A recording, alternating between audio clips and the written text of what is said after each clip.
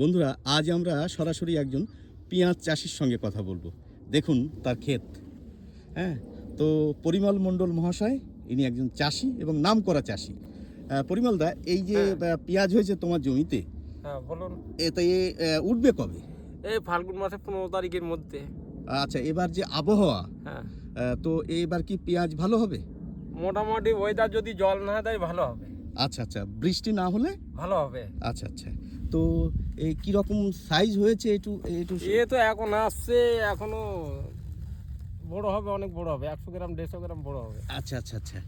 তো এই পেঁয়াজের কালি এখানে কবে আসবে?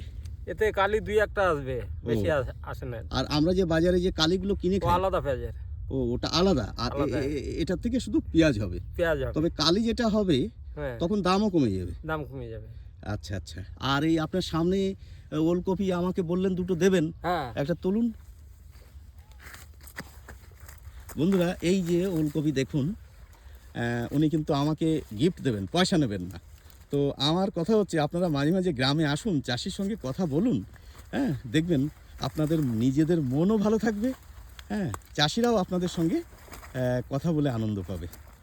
তো পরিমল বাবু, পরিমল দাদা, উনি আমাদের প্রতিবেশী। হ্যাঁ, তো ওনার দেখুন এই ক্ষেত, এই দেখুন সোনার ফসল হবে কিছুদিন পর। এই হচ্ছে গ্রাম বাংলা, এই হচ্ছে প্রাণ থাকে যেখানে। তো মাঠে মাঠে বেলা কাটে, সকাল হতে সন্ধে। পরিমল দা, হ্যাঁ, তোমাকে অনেক ধন্যবাদ আমাদের সময় দেওয়ার জন্য। ভালো থাকো। হরে কৃষ্ণ।